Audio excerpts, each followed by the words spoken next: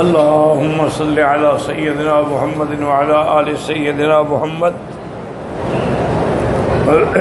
كما صليت على إبراهيم وعلى آل إبراهيم في العالمين إنك حميد مجيد. أعوذ بالله من الشيطان الرجيم. بسم الله الرحمن الرحيم. وما لهم ألا يعذبهم الله وهم يصدون عن المسجد الحرام وما كانوا أولياءه إن أولياءه إلا المتقون ولكن أكثرهم لا يعلمون.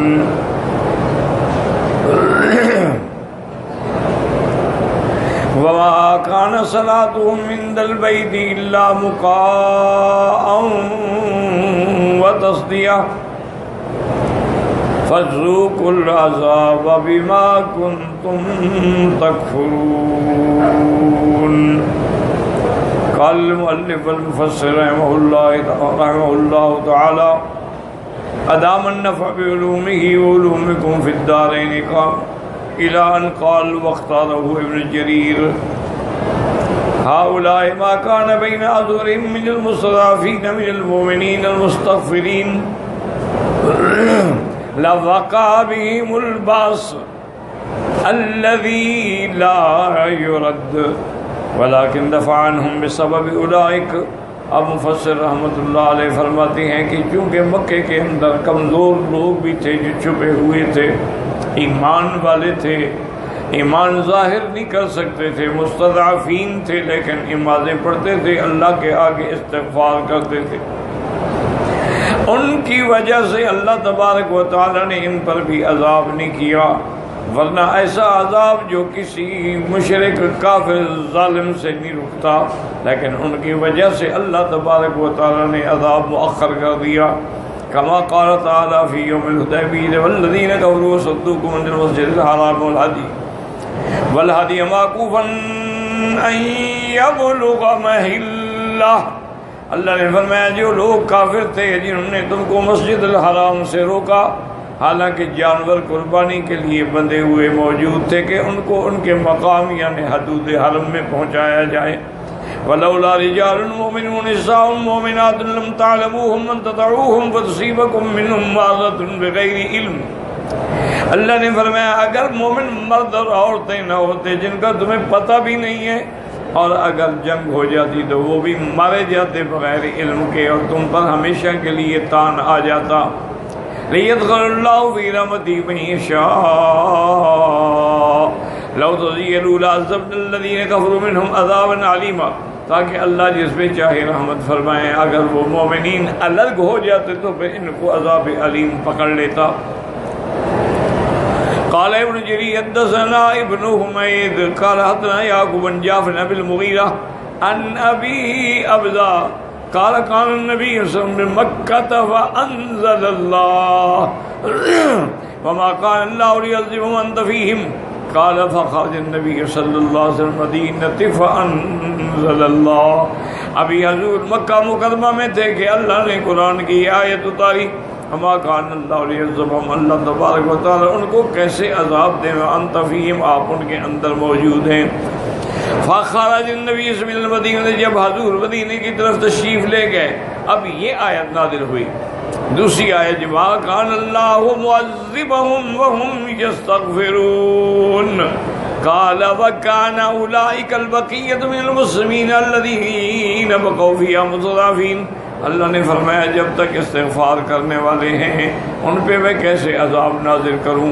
استغفار سے وہ مراد ہیں جو بیچارے مسلمان تھے، کمزور تھے، چھپے ہوئے تھے.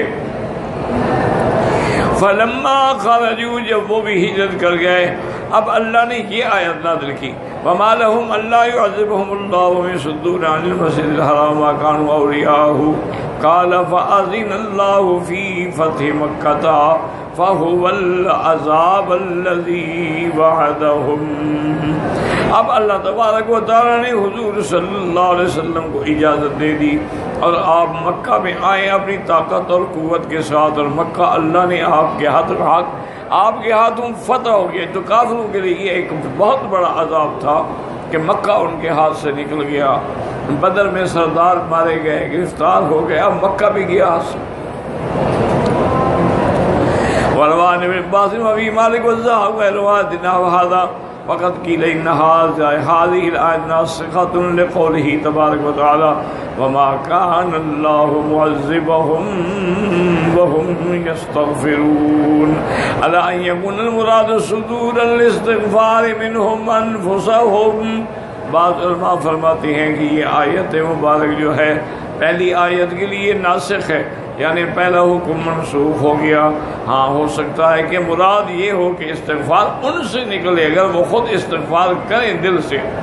قال ابن جرير حدثنا ابن حميد قال حدثنا يحيى بن وهب عن الحسين بن واقد بن يزيد النحوي عن إكرمة والمسيح قال في الأنفال وما كان الله ليعذبهم وأنت فيهم وما كان الله معذبهم وهم يستغفرون. فنسختها الآیت التي تلیہا, بعد والی آیت نے پہلا حکم منسوخ کر دیا. وما لهم الا يعذبهم الله الى قول ذوقوا العذاب ما كانوا بعضهم تكفرون فقاتلوا بمكة فأصابهم فيها الجوع والذل.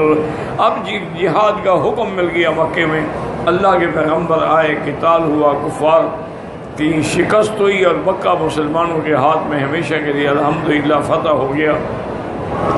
وقد روى الرويات من حديث أبي نميلة يحيى بن وهب وقال أبي حاتم حدثنا الحسن بن محمد بن الصباح قال حدثنا حجاج بن محمد بن جريج عثمان أتى وكان الله معذبهم وهم يستغفرون. یعنی اگر مومن استغفار کرتے رہیں تو اللہ کا عذاب نہیں آتا. اب یہ استثناء ہے کہ وما لهم الا يعذبهم اللہ, ان کو کیوں نہ عذاب کریں. وهم يصدون عن المسجد الحرام, وہ اللہ کے گھر سے روکنے والے ہیں اور دعویٰ کرتے ہیں کہ ہم مجاور ہیں. وما كانوا اولیاء, یہ ہرگز متولی نہیں ہیں. ان اولیاء الا المتقون, اللہ کے گھر یا مساجد کے متولی وہ ہوتے ہیں جو مومن ہیں, جو اللہ سے ڈرنے والے ہیں. ولكن اکثرهم لا يعلمون. وكيف لا يعذبهم الله وهم يصدون عن المسجد الحرام الذي بمکہ یصدون والذین هم اهل الصلاة فیہ والطواف فیہ. یہ مومنین کو روکتے ہیں کہ اللہ کے گھر میں نماز نہ پڑھیں, اللہ کے گھر میں طواف نہ کریں, ایمان والوں کو روک دیں. ولہذا قال ما كانوا اولیاءه ان اولیاءه الا المتقون ای هم لیسوا اهل المسجد الحرام وانما اهله النبی صلی اللہ علیہ وسلم كما قال تبارک وتعالی. ان کو کوئی حق نہیں ہے, نہ وہ متولی ہیں, نہ اہل تو وہ ہے جو ایمان والا ہو. ما كان للمشركين أن يعمروا مساجد الله شاهدين على أنفسهم بالكفر أولئك حبطت أعمالهم وفي النار هم خالدون. مشرکوں کو کیا حق پہنچتا ہے کہ وہ دعویٰ کریں کہ ہم مسجدوں کو آباد کر رہے ہیں. انما يعمر مساجد اللہ, اللہ کے گھروں کو وہ آباد کرتے ہیں من آمن باللہ والیوم الآخر, جس کا اللہ پر ایمان ہو, آخرت پر ایمان ہو. اقام الصلاۃ وآتى الزکوٰۃ, نماز قائم کرتا ہو, زکوٰۃ دیتا ہو. ولم یخش الا اللہ, اللہ کے سوا کسی سے نہ ڈرے. فعسى اولئک ان یکونوا من المہتدین, یہ لوگ ہیں ہدایت یافتہ. وقاتل صد عن سبیل اللہ وکفر بہ والمسجد الحرام وإخراج أهله منه أكبر عند اللہ. اللہ نے فرمایا تم دعویٰ کرتے ہو کہ ہم مسجد کو آباد کرتے ہیں, حالانکہ تم مسجد سے نکالنے والے ہو, اللہ کے راستے سے روکنے والے ہو, اور اللہ کے گھر میں رہنے والوں کو, ایمان والوں کو تم نے ان کو نکالا ہے. اس سے بڑا گناہ کیا ہو سکتا ہے. وقال حافظ بن مكرم في تفسير هذه الآية حدثنا سليمان بن أحمد الطبري حدثنا جعفر بن الیاس بن صدقة المصری حدثنا نعیم بن حماد قال حدثنا نوح بن مریم عن سعید الانصاری عن انس بن مالک رضی اللہ عنہ كان سئل رسول الله صلى الله عليه وسلم من أولياؤك قال كل تقي وتلا رسول الله صلى الله عليه وسلم هذه الآية إن أولياؤه إلا المتقون.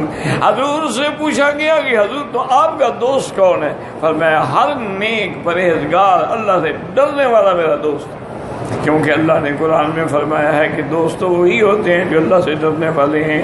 وقال حاکم مستدرکہ حدثنا ابو بکر الشافعی قال حدثنا اسحاق بن الحسن قال حدثنا ابو ذر وقال اسمي عبد الله بن هيثم بن اسماعيل بن عبيد بن رفاعة عن نبيه عن جده قال جمع رسول الله صلى الله عليه وسلم قريشا. حضور پاک نے قریش کو جمع فرمایا. قال هل فيكم من غيركم فقالوا فينا ابن اختنا وفینا حلیفنا وفینا مولانا. اور کوئی نے کہا ایک تو ہمارے بھائی کے بیٹے ہیں اور بعض ہمارے ملازم ہیں، مولا ہے، غلام ہیں، اور بعض ہمارے حلیف ہیں. فقال حلیفنا منا وابن اختنا منا ومولانا منا ان اولیائی منکم المتقون. سب ہم سے ہیں لیکن ہمارے دوست وہ ہیں جو اللہ سے ڈرنے والے ہیں. ثم قال هذا سيد خرجاه وقال عروة صديق محمد صاحب في قوله تعالى إن أولياؤه إلا المتقون. قال هم محمد صلى الله عليه وسلم وصحابه رضي الله عنهم. متقین کون ہیں؟ حضور اور صحابہ. وقال مجاہد هم المجاہدون من كانوا وحيث كانوا. جو اللہ کے راستے میں جہاد کرنے والے ہیں وہ اللہ کے دوست ہیں. اور اس کے بعد ثم ذکر تعالی ما كانوا يعتمدونه عند المسجد الحرام فما كانوا يعاملونه.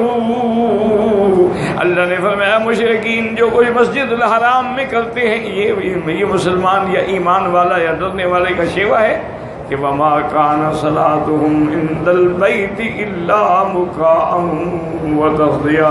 سیٹیاں مارنا اور تالیاں پیٹنا. وقال عبد الله بن عمرو بن عباس بن جهل كلام السيد بن ورجاء الطاغي ومحمد بن كعب القرظي حجي بن عنبس ونبيت بن شريك وقتادة عبد الرحمن هو الصغير وزارجا وكانوا يدخلون أصابعهم في أفواههم. انگلیاں منہ میں دے کے سیٹیاں مارتے تھے. وقال سدی المکاء والصفیر على ناب طیر ابیض. سیٹیاں مارتے جیسے پرندے آوازیں نکالتے ہیں. یقال له مکاء، ایک پرندہ ہے سفید رنگ کا جس کو مکاء کہتے ہیں، وہ بھی اسی طرح آوازیں نکالتا ہے. ويكون بأرض الحجاز والتصدية. قال یاد ہوگا ابو جلال سلیمان بن خلاد قال یونس بن محمد المؤدب قال حدثنا یعقوب یعنی بن عبد الله الاشعری حدثنا جابر بن المغیرة عن سعید بن جبیر عن ابن عباس في قوله وما كان صلاتهم عند البيت الا مكاء وتصدية. قال كانت قريش تطوف بالبيت قراءة تصفر وتصفق. کافروں کا یہ عالم تھا مشرکین مکہ کا کہ اللہ کے گھر کا طواف کرتے، ایک تو ننگے ہو کے طواف کرتے، دوسرا سیٹیاں بجاتے اور تالیاں پیٹتے. المکاء والصفیر، مکاء کا معنی ہے سیٹی مارنا، والتصدیۃ والتصفیق، تصدیہ کا معنی تالیاں پیٹنا. وهكذا روى علي بن ابي طلحه والاوفي عن ابن عباس وكذا روى عن ابن عمر ومجاهد ومحمد بن كعب وابي سلمة بن عبد الرحمن والزهاق وقتادة وعدية الاوفي وهاجر بن انبس وابن ابزان وهذا. وقال ابن جرير حدثنا البشار قال حدثنا ابو عمرو قال حدثنا قرة عن عطية عن ابن عمر رضی اللہ عنہ فی کل ما کان عند البیت الا مقام التصدیہ قال مقام التصفیق مقامنا سیٹیاں بجانا والتصدیہ مانا تصفیق تالیاں پیٹنا وقاناتیہ فعل ابن عمر فصفر ابن عمر وامال خده وصفق بيديه حضرت عبداللہ ابن عمر نے سیٹی بجا کے بھی دکھائی کہ اس طرح حرکتیں کرتے تھے. وعن ابن عمر انهم كانوا يضعون خدودهم على الارض ويصفقون ويصفرون وہ ایسے لیٹ جاتے اور اس کے بعد سیٹیاں مارتے زمین پہ. وعن ابن عمر انهم كانوا يضعون خدودهم على الارض ويصفقون رواه البيهقي في تفسير السعدي وقال يطوفون البيت الشمال یعنی وہ طواف بھی الٹا کرتے تھے یعنی بجائے یوں چکر لگانے کے یوں چکر لگاتے تھے. قال مجاہد وانما كانوا يصومون ذلك ليخلطوا بذلك بذلات وہ ایسی حرکتیں کیوں کرتے تھے تاکہ جو مومن مسجد میں نماز پڑھ رہے ہیں ان کی نماز کے اندر خلل پیدا ہو. وقال الزہری یستہزئون بالمؤمنین مومنوں سے استہزاء کرتے تھے. وعن سعید بن عبد الرحمن زین تصدیہ قال صدهم اللہ سبیل اللہ انہوں نے کہا تصدیہ کا معنی یہ ہے کہ اللہ کے راستے سے روکنے والے. قولہ فذوقوا العذاب بما کنتم تکفرون قال ذاك بن جريج انهم ساق وما صابهم يوم بدر من القتل والسبي اللہ نے فرمایا اب چکھو عذاب تم کفر کی وجہ سے دنیا میں بھی عذاب چکھو اور آخرت دائم. واختار جرير ولم يحق غيره وقال ابن ابي حاتم حدثنا ابي قال حدثنا ابن ابي عمر قال نصر ابي جهم عن مجاهد قال عذاب اهل الاقرار بالسيف وعذاب اهل التكذيب بالصيحه والزلزلہ. فرماتے ہیں کہ جو لوگ مانتے تھے پھر انکار کیا تو ان کو تو تلوار سے عذاب ہوا اور جو اہل تکذیب تھے یعنی جو جھٹلانے والے تھے ان کے لیے اللہ صیحہ چیخ ماری جبریل علیہ السلام زمین میں زلزلہ آیا وہ ہلاک ہو گئے. واللہ اعلم. اب بات سمجھیں اصل میں کہ جب تک کہ کوئی آدمی صحیح ماننے میں ایمان کے احکام پہ عمل نہ کرے صرف باتیں کرنے سے کچھ نہیں ہوتا. صحیح معنی میں ایمان ہو دل میں بھی ایمان ہو زبان پہ بھی اقرار ہو اور اعضاء سے بھی اس کا اظہار ہو. نماز ہے روزہ ہے حج ہے زکوٰۃ ہے اخلاص ہے کیونکہ جب آدمی الحمدللہ ثم الحمدللہ جس جماعت کی شکل بناتا ہے نا اس کے ساتھ اسی طرح کا معاملہ ہوتا.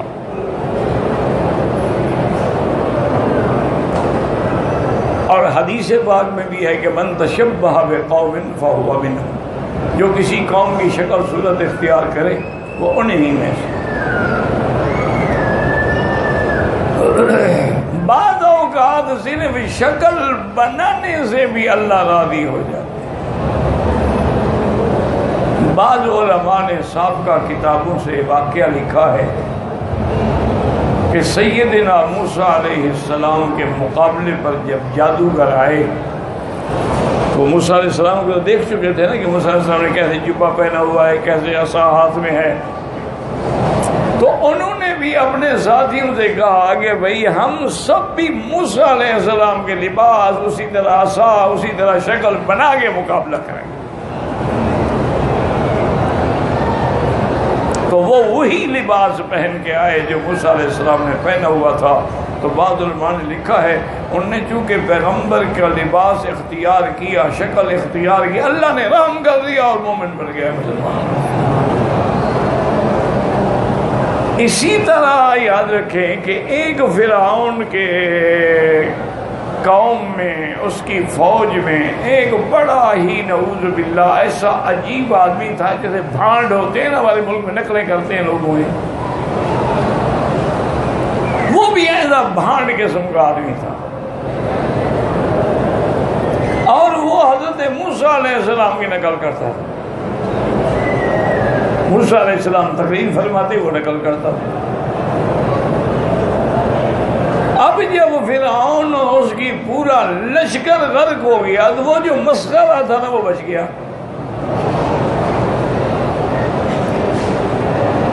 تو حضرت موسیٰ علیہ السلام نے درخواست کی کہ یا اللہ یہ سب سے زیادہ تنگ کرنے والا مجھے تو یہ ہے جو میری نقلیں کرتا ہے اور میری مذاق اڑاتا ہے.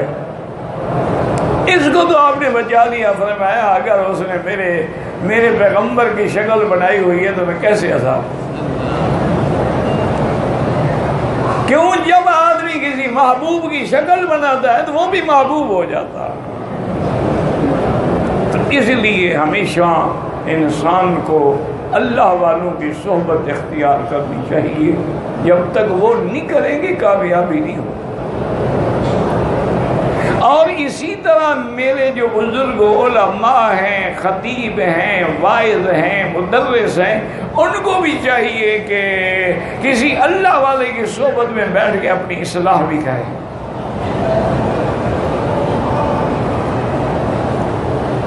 حضرت تھانوی رحمۃ اللہ علیہ نے ایک مثال دی ہے کہ بھئی دیکھو کباب ہے، بڑی محنت سے کباب تیار کیا جائے اور جناب گوشت کو پیسا جا رہا ہے اور گھوٹا جا رہا ہے اور مسالے تیار ہو رہے ہیں، بالکل ٹکیاں بنائی جا رہی ہیں اور کباب بالکل تیار ہے. لیکن اس کو اگر آپ گھی میں یا تیل میں تلے نہیں، کسی کو کچا کباب دو تھو تھو کر کے پھینک دے گا. یار یہ کباب ہے، وجہ کیا ہے کہ وہ تلا نہیں گیا.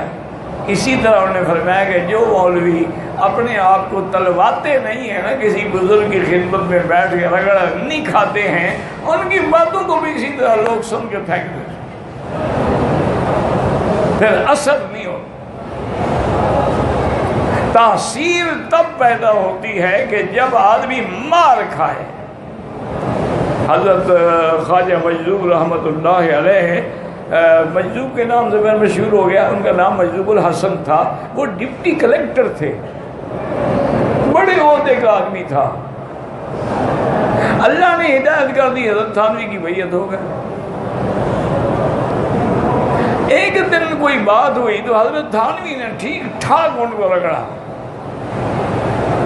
اور حکم دیا کہ نکل جاؤ میرے خانقاہ سے. چونکہ حضرت تھانوی رحمۃ اللہ علیہ طبعاً بڑا ایک نظام تھا طبیعت میں، اور اس سے اگر کوئی ذرا بھی ہٹتا ناراض ہو جاتا.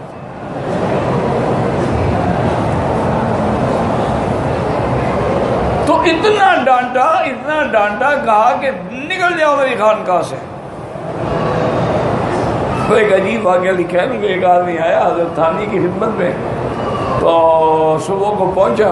عصر کے بعد حضرت بیٹھتے تھے تعویذ وغیرہ لینے کے لیے، لوگ آتے کوئی سوال جواب کرنے کے لیے. تو صبح پوچھا تھا کیوں آیا، اس نے کہا حضرت زیارت کے لیے آیا. ٹھیک ہے. اب عصر کچھ دیکھا سارے لوگ جناب طویل لے رہے ہیں، کوئی دعا کروا رہے ہیں. اس نے کہا حضرت مجھے ابھی دے دو. نکل جاؤ یہاں سے، جھوٹ بولتے ہو.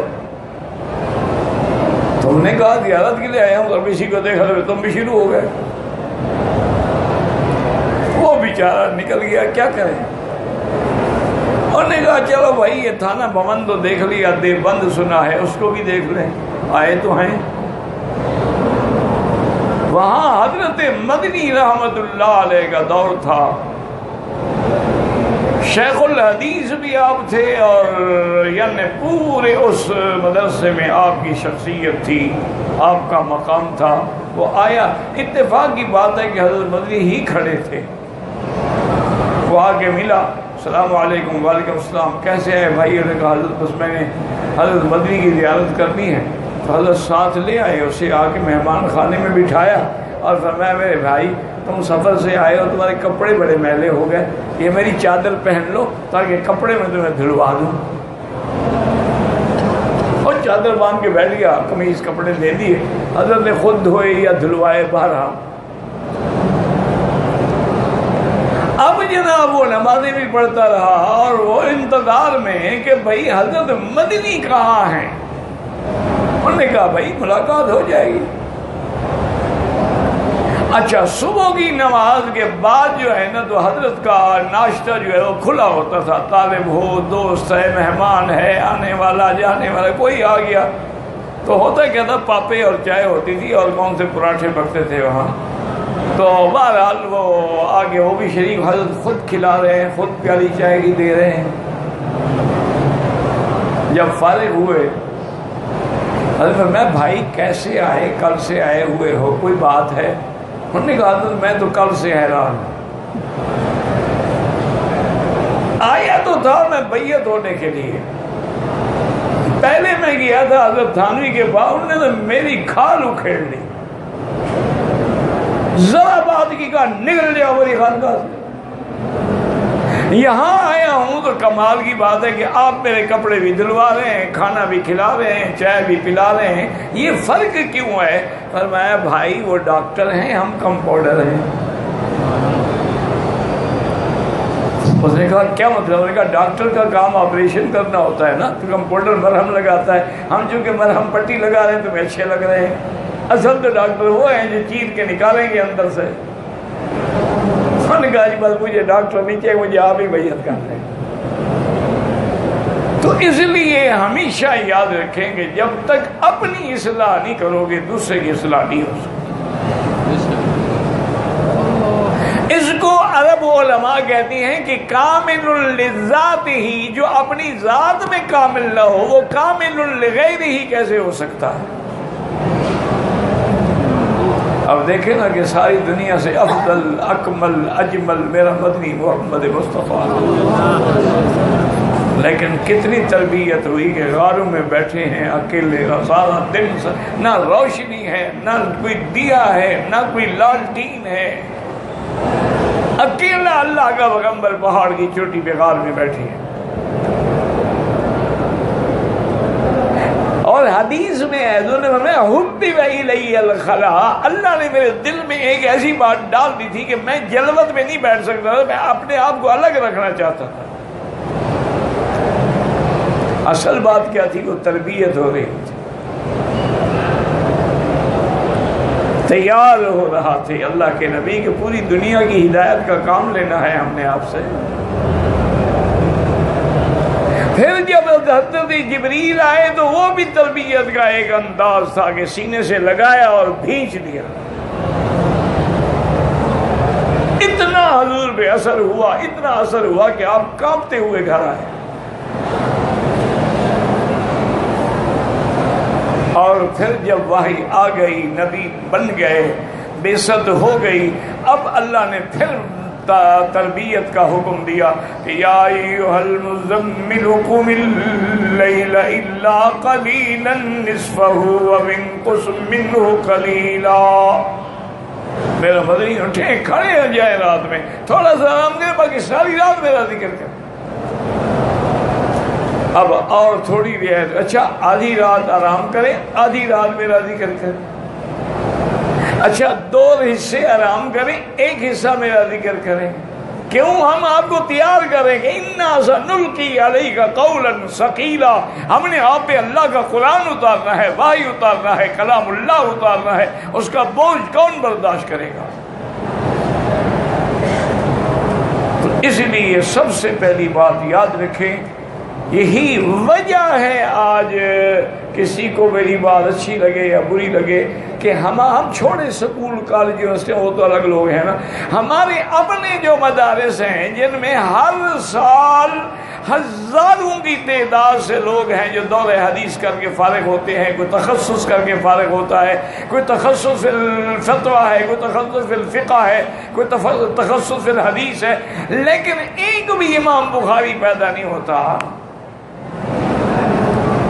چلو امام بخاری تو بڑی بات ہے، ایک بھی احمد علی لاہوری پیدا نہیں ہوتا، ایک مدنی پیدا نہیں ہوتا،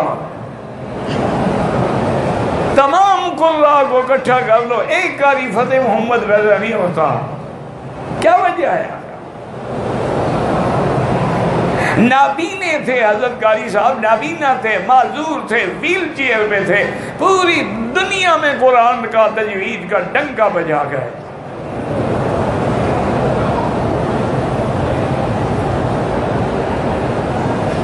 شیخ الحدیث معذور تھے، ویل چیئر پہ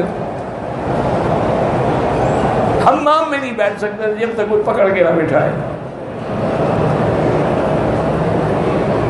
عصر کے نماز میں تشریف لاتے تھے مدینہ پاک میں، قدمین الشریفین میں، وہیں بیٹھ کے پھر پڑھتے رہتے تھے. مغرب بھی پڑھتے، عشاء پڑھتے، پھر ویل چیئر پہ. چونکہ دارالشریعہ اس زمانے میں بڑا قریب ہی تھا وہ مدرسہ جہاں آپ کا قیام تھا، بالکل درمیان میں صرف سڑک تھی.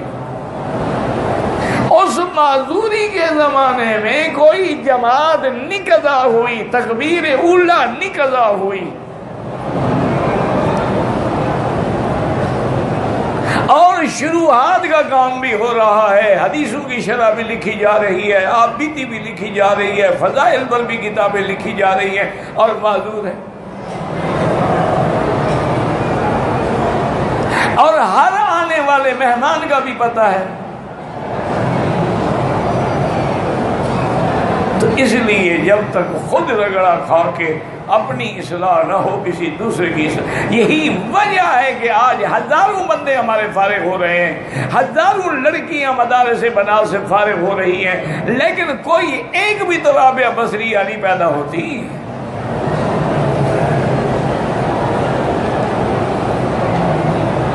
بلکہ اب تو سچی بات یہ ہے کہ جو صاحب فکر و نظر لوگ ہیں وہ کہتے ہیں کہ لڑکیوں کا مدرسہ بناؤ، تعلیم کے لیے ہو، قیام کے لیے نہ ہو، ہاسٹل نہ ہو، لڑکیاں وہاں رہیں نہیں، پڑھیں اور گھر جائیں.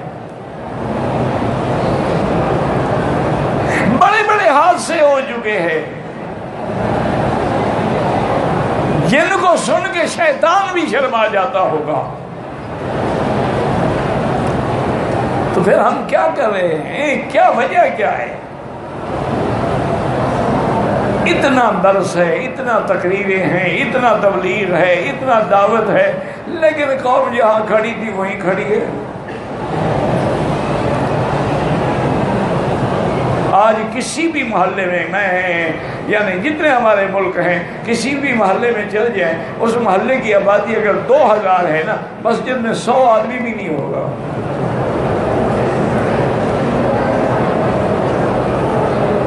آپ تو کہتے ہیں عمرے میں بڑے لوگ آ رہے ہیں، حج میں تعداد بڑھ رہی ہے. کیا بڑھ رہی ہے بھائی؟ 1 ارب 46 کروڑ مسلمان ہے، اس میں اگر 20 لاکھ 30 لاکھ بھی آ جائے تو 1% بھی نہیں بنتا. بڑھ کیا رہی ہے؟ اور پہلے لوگ حاجی بن کے جاتے تھے، ان کا چہرہ دیکھ کے لوگ اسلام لے آتے تھے. اب جو حج پڑھ کے جاتے کہ اچھا ماشاءاللہ آپ بھی حاجی ہیں، یعنی مقصد ہے کہ اب تو آپ زیادہ جھوٹ بولیں گے نا، کیونکہ پہلے گناہ تو آپ معاف کروائے ہیں، اب تو نیا کھاتا کھولیں گے اللہ کے ساتھ. انا للہ و انا الیہ راجعون. دعا کریں اللہ ہم سب کی اصلاح کرے. بس ہم تو اسی بات پہ جمے ہوئے ہیں کہ بزرگ کہتے تھے کہ بھائی نقل بھی ہو تو کرتے رہو، ریا بھی ہو تو کرتے رہو، اسی کرنے کی برکت سے اللہ اس کو کبھی نقل کو اصل کا رنگ عطا فرما دے. اور ہم تو اسی پہ لگے ہوئے ہیں، ورنہ اور تو